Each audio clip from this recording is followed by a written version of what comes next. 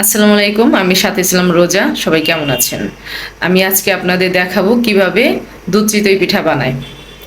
অনেকে দুধ পিঠা বলে, এক একজনের এলাকায় এক একটা বলে। তো অনেকেই পারে না বানাইতে। আমার ভিডিওটা দেখে শিখে নেবেন, সহজ হবে। কিভাবে বানাচ্ছি একটু আপনাদের দেখাবো।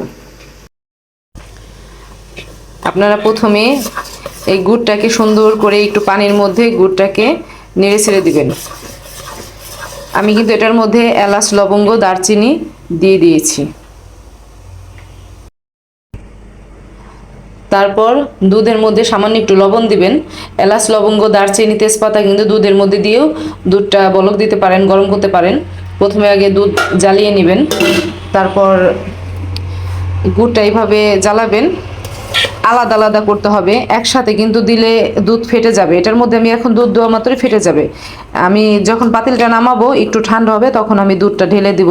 তারপরে আমি চামচ দিয়ে নেড়ে নেড়ে মিক্সার করে দিব। তারপরে হচ্ছে পিঠাগুলো ছেড়ে দিব, ঢেকে রাখবেন। দেখবেন যে 1-2 ঘন্টা পরে পিঠা সুন্দরভাবে ভিজে গেছে।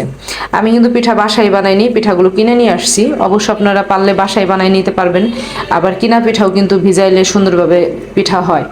আমি প্রায়ই কিন্তু বাসায় ঘরোয়া পরিবেশে এরকম পিঠা কিনে এনে ঘরের মধ্যে ভিজাই ভিজাই তারপরে হচ্ছে খাই, ঠিক আছে? এরকম বাসায় কিন্তু তৈরি করা সহজ। কিনা পিঠা দিয়েও কিন্তু ভালোভাবে ভিজানি পিঠা হয়।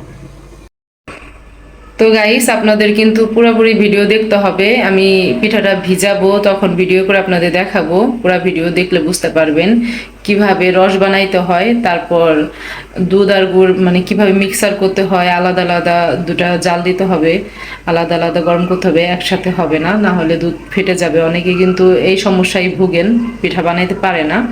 সবারই তো ইচ্ছা করে নিজের হাতে পিঠা বানাই খাই। আমি কিন্তু চিতই পিঠাও বানাইতে পারি, কিন্তু এখন কিনে নিয়ে আসছি, যেহেতু গ্রামে না, বাসার মধ্যে, এই জন্য কিনে নিয়ে আসছি। বাড়িতেও কিন্তু আমি বানাই খাইতে পারি, ওটা সব প্রবলেম নাই। সব ধরনের পিঠাই বানাইতে পারি আল্লাহর রহমতে, সব কিছুই রান্না করতে পারি। তো আপনারা আমার ভিডিওর সাথে থাকেন, তাহলে দেখতে পারবেন মানে কিভাবে রস বানাইতে হবে, তারপর পিঠাটা ভিজাইতে হবে, পিঠা মানে কি পরিমাণ ভিজছে সেটা আপনারা দেখবেন এই ভিডিওতে।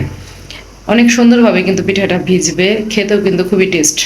আর আমি একটু মিষ্টি মানে মিষ্টি এমনিতে খাই না, কিন্তু পিঠার মধ্যে মিষ্টি কম হলে কিন্তু আমার ভালো লাগবে না।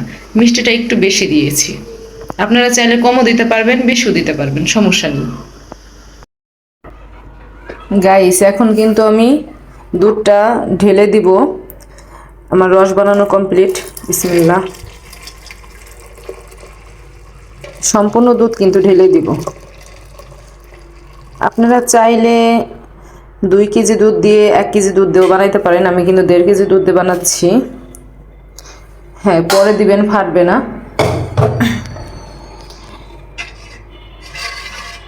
এই যে দেখুন, আলাদা আলাদা করে গরম করে পরে এটার সাথে মিক্সার করে দিবেন। একসাথে ঢেলে মিক্সার করে দিবেন, কালারটা সুন্দর আসবে।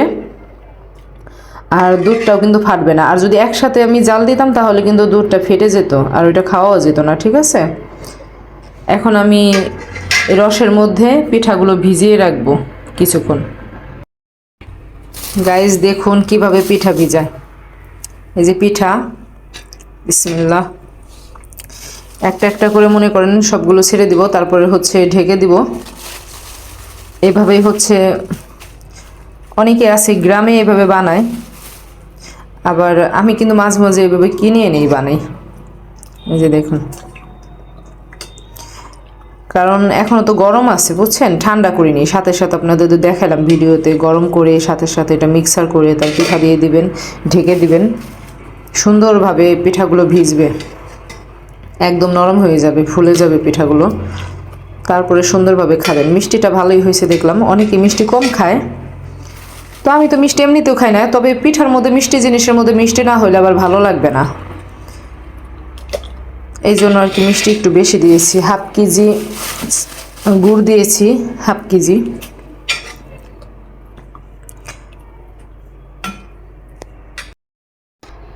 গাইস, আমার কিন্তু অলরেডি পিঠা ভিজানো কমপ্লিট। এখানে 10টা পিঠা আছে, আমি 10টা পিঠা ভিজাইছি। আপনারা চাইলে 20টা পিঠা ভিজাইতে পারবেন, তবে দুধ বেশি লাগবে, গুড় বেশি লাগবে। আপনারা মিষ্টি কম খাইতে চাইলে দিতে পারবেন। আমি হাফ কেজি গুড় দিয়েছি 1.5 কেজি দুধের মধ্যে। তবে 1.5 কেজি দুধ কিন্তু জ্বালাইতে জ্বালাইতে একটু কমাইতে হয়েছে। আর 10টা পিঠা কিন্তু ভিজানো গেছে সুন্দরভাবে, কারণ এই রস তো আস্তে আস্তে টানবে। পিঠা ভিজলে রস তেমন একটা থাকবে না। আর 20টা পিঠা যদি ভিজান তাহলে আরও বেশি গুড় আর দুধ লাগবে। ঠিক আছে গাইস, সবাই ভালো থাকবেন, সুস্থ থাকবেন, আল্লাহ হাফেজ। গাইস, অলরেডি আমার পিঠা বানানো কিন্তু কমপ্লিট হয়ে গেছে, বুঝছেন? কালারটাও সেরকম মিষ্টি হয়েছে, মানে স্বাদ মতো সব কিছুই ঠিক আছে। পিঠাও কিন্তু ভিজে গেছে, দেখতেই পাচ্ছেন। এখন কিন্তু উঠাই উঠাই খাওয়াও যাবে পিঠা।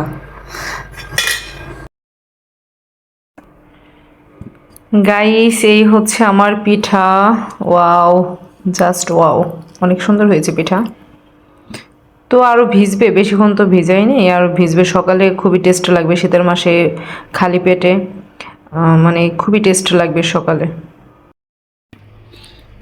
গাইস, আমার পিঠা কিন্তু এখনো ভালোভাবে ভিজে নাই পুরোপুরি, তারপরেও কিন্তু আমার টস হয়েছে না, যে কারণে আমি আগে উঠাই নিয়ে আসছি, পিঠা খাচ্ছি। তারপরে খাওয়া যায়। আসলে আমার খুবই পছন্দের একটা পিঠা, এই দুধ চিতই পিঠা খুবই পছন্দের, এর জন্য দেরি হইল না। এটা অবশ্য সকালে খাইলে বেশি ভালো হবে, সুন্দরভাবে ভিজবে, অথবা অনেক রাতে খাইতে হবে, কারণ এখনও তো ভিজে নেই, খুবই কম ভিজছে। তারপর আমি গরম গরম উঠাই উঠাই খাচ্ছি।